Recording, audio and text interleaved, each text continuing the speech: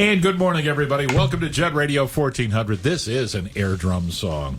Oh, you could see that? I mean, come on. Foo Fighters have a lot of air drum songs. Oh, yeah. Rest in peace. Rest in peace. It's your host, Alan Carpenter, and Josh Skarzinski from Stan's Garden Center. And we were talking before airtime, and I mentioned that I'll probably be headed to Asia this year for my vacation, including Japan.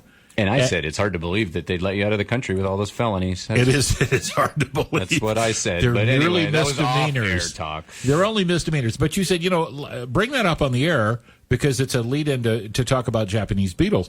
And when I was growing up, my dad's crops, he grew a lot of stuff, were plagued by Japanese beetles. And as soon as I could, I researched the whole history. It's fascinating how that whole thing happened. So when you were growing up back then, yes, is right about the time, but sometime between 1912 and 1916. That's why I chuckle. I remember is when they well. are believed to have been imported. And believe it or not, I got the skinny. Like, not that I was there. You might have been there when they were imported. But yeah. It's believed that right before they started inspecting soil and nursery stock and stuff, it was just kind of willy-nilly, like, hey, we're bringing this stuff in. Now you see we have entire government organizations that are, tasked with stopping, the agriculture and invasive species of all kinds and all kinds of stuff. Like, even like we were just talking about passports and stuff going to Canada. Like they ask you every time you go, do you have any, fruits, vegetables, nuts, soil? I love that. Do you have any drugs, guns, or fruit? Yeah. So the only fruit in this car is behind the wheel. So it reminds me, we were racing one time and we were driving up just right around there in the the Canadian border. I think we were on our way to Montreal, and the joke was said that the only airbag in this car is behind the wheel. Yeah, that's right. I'm like, well, they must have met me. So the last week's show ended up quite comical. So if anyone, all three people that are out there are going to get a good chuckle today. That's right. And very exclusive audience. And back in 1912 to 1916 in that area, there was they started that year, the end of that year in 1912, doing inspections and regulation of importing of things like nursery stock and soil and agriculture products, which is obviously extremely necessary. I know it's Absolutely. a hassle and people are like, oh, come on, let me take my banana. But they don't have all of the knowledge behind what they're trying to prevent. Right. So those animals, like, look at what's going on with the Asian carp that they're trying desperately to keep out of Lake Michigan and stuff. Just the intervention of these foreign invaders can be epic and life-changing, as it has been for Japanese beetles. Now they're just, hey, I have Japanese beetles, and hey, I have grubs in my lawn. Yeah, teaser there. That being said, they were believed to have brought in unknowingly for the World's Fair. They were first identified in a population, and we have this going on right now. That's what's come to be of spotted lanternfly. Came in on accident, and it was through inspected goods, but it wasn't realized that they would lay eggs on tangible items like the shipping container itself. So they would inspect the goods, like a shipment of whatever it may be, produce or whether it be living plants or edible goods that were coming over on ships, but they were not inspecting the containers themselves. So they would lay eggs and such on the bottom side of the pallets that are shipping the containers. The containers were being inspected. So for the goods inside, not the container itself as much. Right. And a little bit was missed, and there we go. So that's how the Japanese beetle was believed to have come into the country. It is it's just like a urban legend or a myth. They can't really pin down 100%, but they believe that it came in through a shipment of irises, which is like they can be shipped in kind of a sleeping mode, if you will. They're rhizomes with just a little nub on top, and they came in packed in some goods. They can be shipped in dry peat moss or something like that, or in potted containers that are fully rooted, either or. But they believe it is very possible that because of the location that they were initially spotted at, and there is so much commerce done surrounding the World's Fair, that they believe that it was accidentally imported, possibly with iris, just because of the area that plant came from, when they kind of backtracked like a detective would. Right. So sometime possibly prior to 1912, but fully discovered in its glory, if you will, in 1916. So sometime between those years. So it's very possible, if you went to the World Fair those years, that you were around when the Japanese beetle was, you specifically. Yeah, me specifically, yes. How, and I do get the ARP magazine, which had John Bon Jovi on the cover this month. His mom just passed. She did. Erie native. Yep. How widespread are Japanese beetles? Oh, great question. I'm curious. Do they have them in Nevada? Do they have them in Texas? I'm not really a very, very strong entomologist, but the things that people come in and ask for, there's your first vocab word. Entomology, the study of bugs and insects, I'm becoming much more savvy at than I used to be, because in the past it used to be a air quotes, nuke it mentality. Oh, right. I got bugs. Kill those Let's aphids. wipe them out with kill the 14 aphids. everything, and there's no insects living.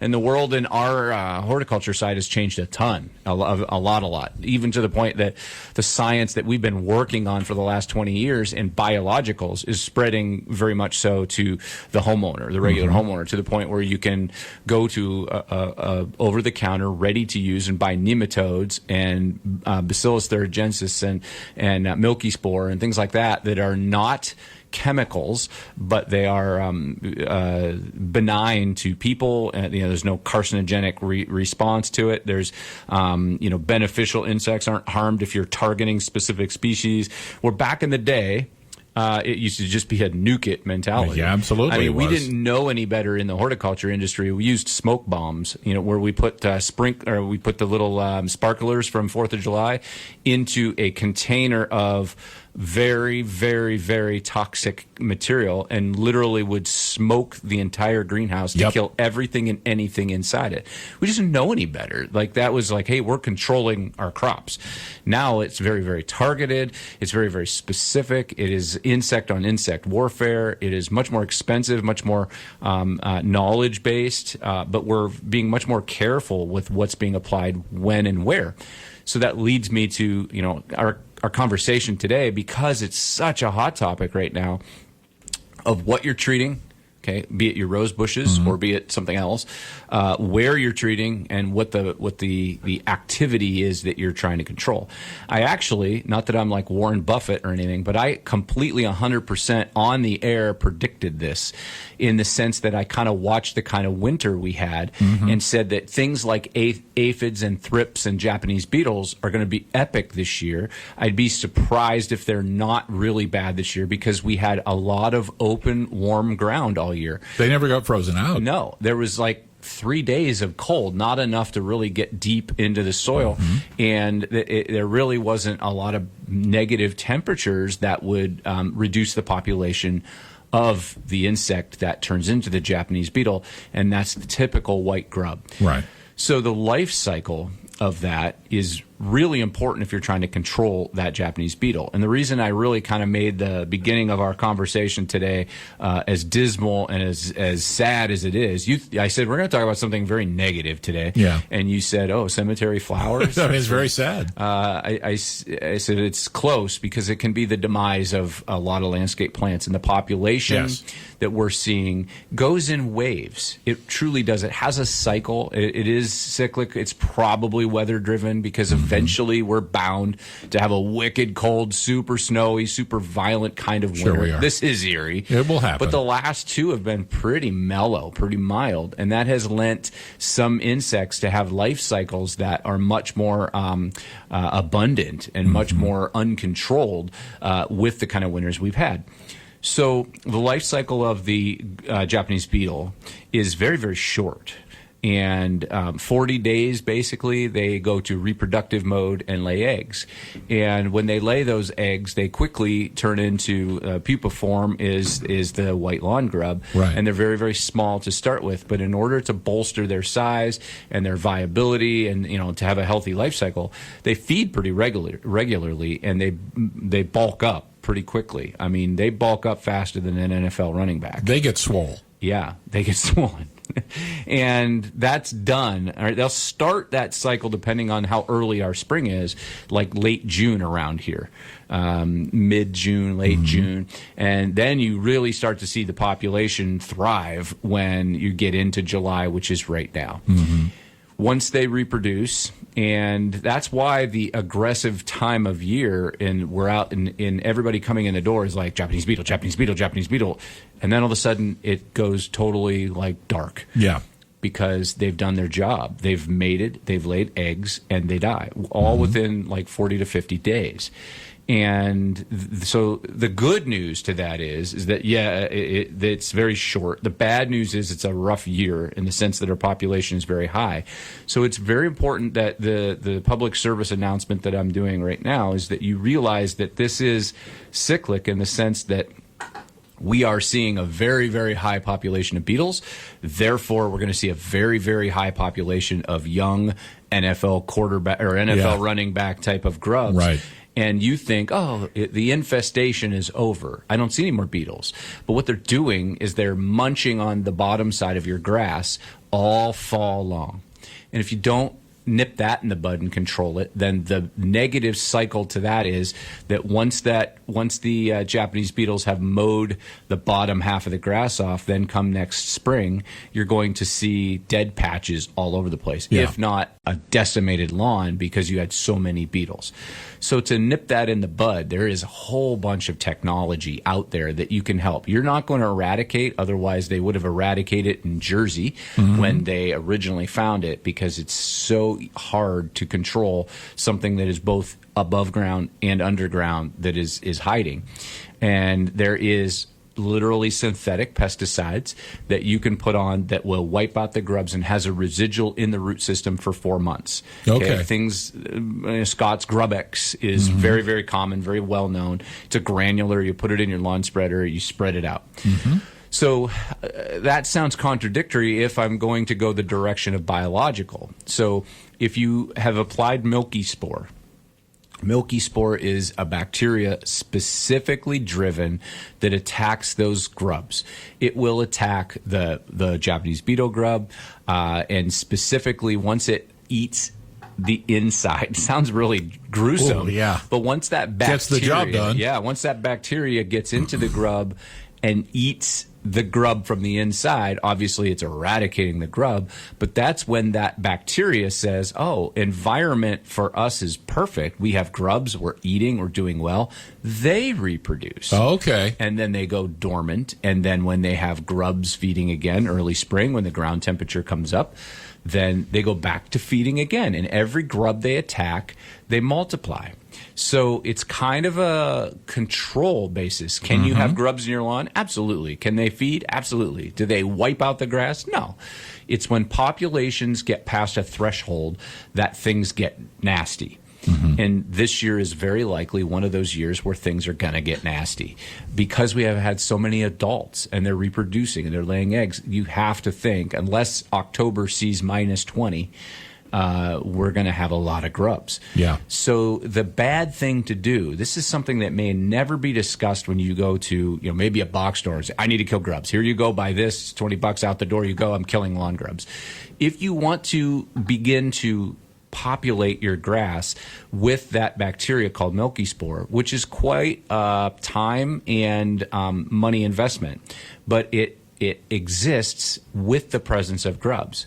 So think about it. If you go in there with something that is a nuke it mentality and wipe out every bloody grub in there, then there's nothing for the bacteria to thrive with. So all your time and energy has been wasted by adding what they call milky spore and inoculating your grass with bacteria.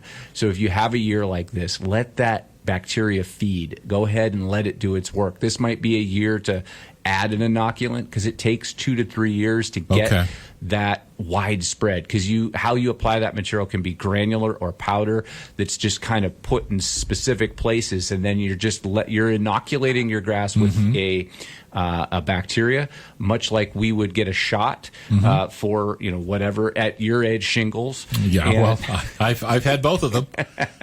And not only were you at the World's Fair in 1916, I've had both my shingle shots. But you've had both your shingle shots. They weren't a lot of fun, but they're a lot more fun than shingles. Most people retire by the time they get to their mid-80s, but you're still going. I know, I'm still going strong. So you wouldn't want to necessarily come in and eradicate every living soil-borne insect with something like Grub-X if you're trying to populate with the milky spore, which is the bacteria that kills the grub. So now, what can be done? My rose bush, which is one of the favorites. They love rose bushes. They love rose bushes. Yes, that I know. And because their life cycle is only 40 days long, and their purpose on the earth right now is that's the pinnacle of their reproductive cycle, is to mate and lay eggs. Boom, then they're dead. It sounds like an autobiography. Yeah, it sounds like an autobiography. Sounds for oddly me, familiar, but the interruption of that could be very beneficial to reduce the population of eggs turning into grubs. Yes. So if you want to knock down those Japanese beetles, there's a whole host of ways to do it. And the less grubs, the less moles. Another one, skunks that dig skunks, for the yes. So you can almost predict the control products that people are going to come into the garden center for, depending on what has gone on. So I've been telling a lot of people that right now it's do or die, no pun intended. So I've been recommending a lot of like the rose customers and the people that have plants that are very, very viable for feeding, or very likely for feeding by the Japanese beetle adult. Is that 3-in-1 that has a pesticide in it, because you want to knock them down right now. You want to stop this in its tracks. And the 3-in-1 has a miticide and a fungicide all in it, and it's made by Bayer. There's an ortho product that's a 3-in-1 as well, but the Bayer one has a 30-day systemic in it called imidacloprid. And it's a very, very soft, minor amount of imidacloprid that's more of just a deterrent, and it's soaked up through the stomates. I've probably used that word before, which is like the pores in our skin. It's the stomates is where gas exchanges. So we're intaking CO2 and outgassing oxygen, the good stuff. Those stomates and other types of pores in the surface of the leaf will bring in some of this imidacloprid, and it will deter feeding, period. And if they do feed, it gets them. It's a very, very low dose of a systemic insecticide. The other good thing about imidacloprid is over the years, it's been very, very much concern over the bees and all of the pollinators. Sure. Imidacloprid is not designed to soak into bloom product. Okay. It's designed to stay in green foliar, not reproductive tissue. That's how it's designed. So the only way it's very harmful to your bees is to apply it in a liquid form on the plant, which is recommended for the Japanese beetles. But in the heat of the day when the bees are out, you actually have to contact the bees.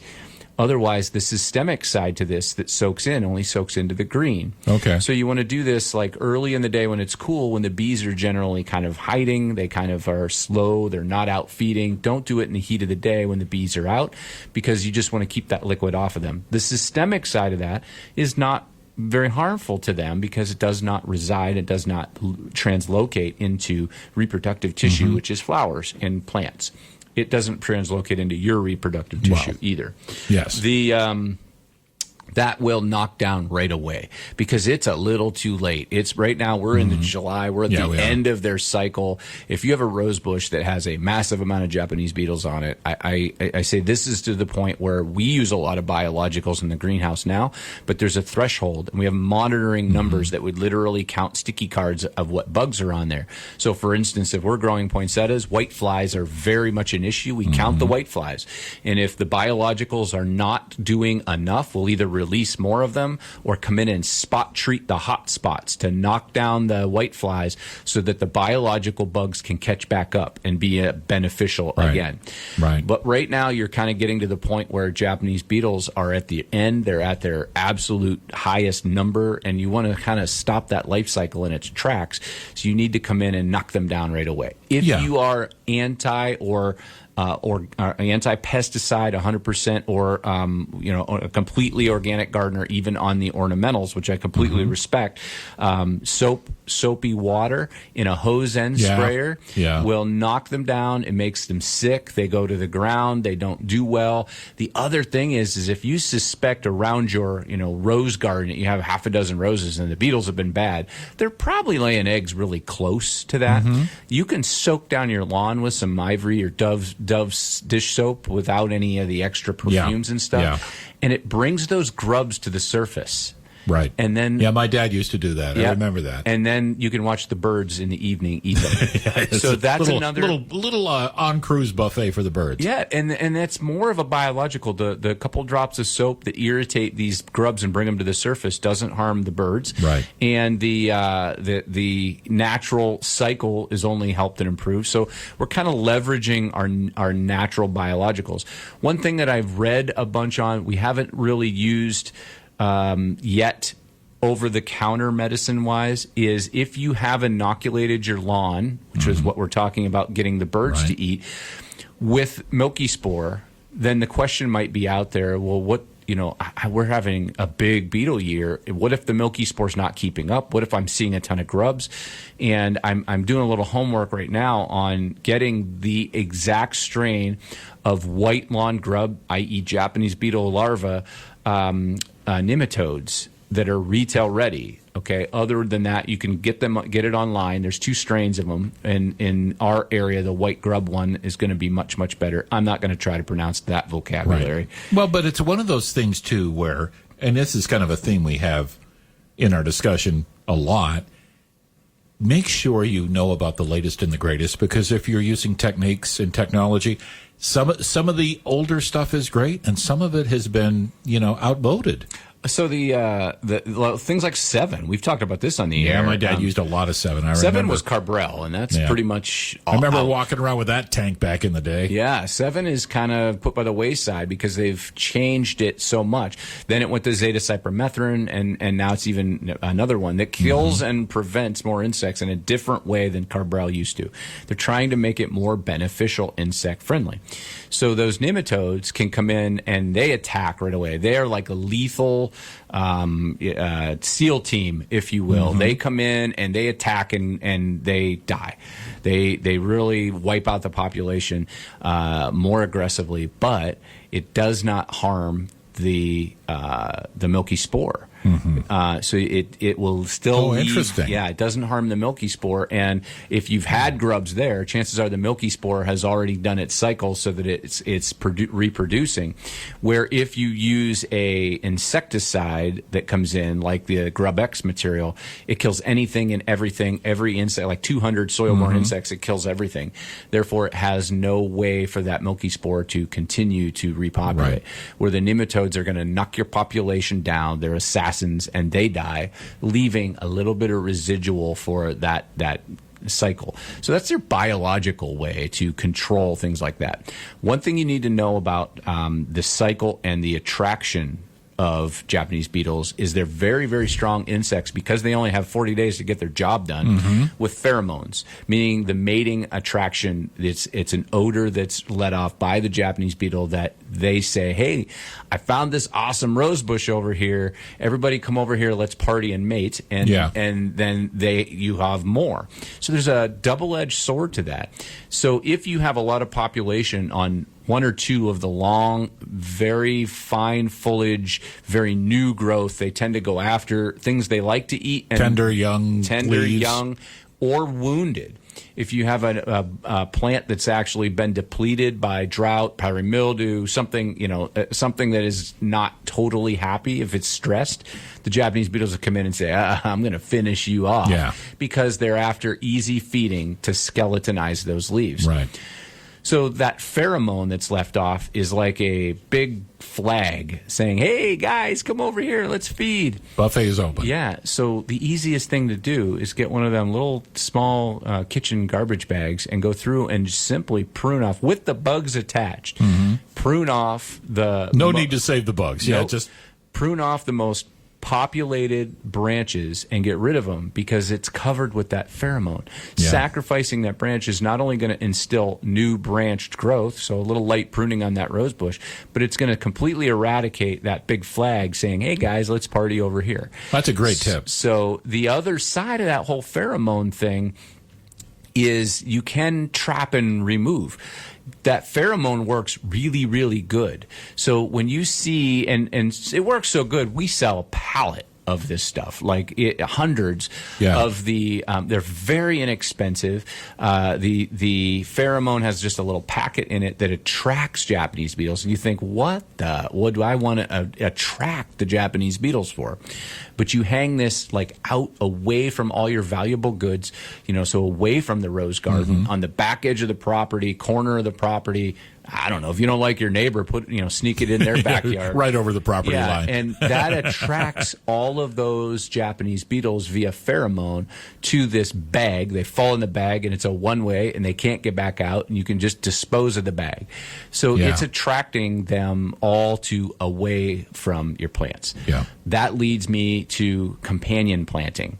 So any really good designer, which is actually, I've been sharpening my skills up because I re-upped my subscription. It was like 15 years old because I also was hanging out with you at the World's Fair in the 1900s. Yeah, we were. I have become re-educating myself to our design and CAD software. Okay, so I updated it, which was 11 versions off. Okay, and then. they don't. I'm just going to say they don't put out 3 versions a year. Yeah. So because I have some projects going on with some local landscape and companies, I've offered my design service to them, and we're about to move into a new house. Right. I'm going to reinstall all the landscape there. So. The design in the early or the late evenings I've been teaching on, we've been looking at different plants with different companions, with different colors and different seasons. Any good designer, landscape architect is going to look at the different seasons of color. So you don't want everything that's just bland in August. You want something that has color. You don't want something that quits in September. You want something that has color into the fall and blooms late, like upright sedums and things like that. And you want stuff that fires off early, like some daffodils, some creeping phlox, English daisy, things like that. So any good designer is going to take the area and look at as many possible variables as they can, including function for you, and work that into the design. Hey, I hate pink. There's no pinks in the design. Hey, we have a bad Japanese beetle problem. I'm not going to plant a giant rose garden because we live off of a wooded area or a field that has lots of this and that. Okay. So one thing you can do to simply help this going forward is to plant positive companion plants like some of the cat mint, maybe some chives. You can use the chives as culinary. If you let them go without cutting them, they bloom.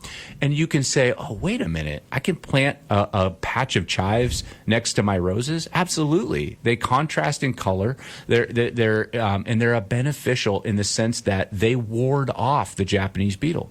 So things like white geranium, things like chives, the cat mint, there's a whole host of things. Generally speaking, many things that have very pungent strong, like lavender, tansy, things like that have a very pungent odor, rue. That stuff can be even planted as an annual and dappled in with your garden, and it just keeps the bugs away. So you were talking about a pheromone to attract. You can talk about a deterrent to repel. Okay. So some of that might be as simple as planting companion plants that repel them. That negates everything we talked about in the sense that needing pesticides, needing deterrents, needing all that.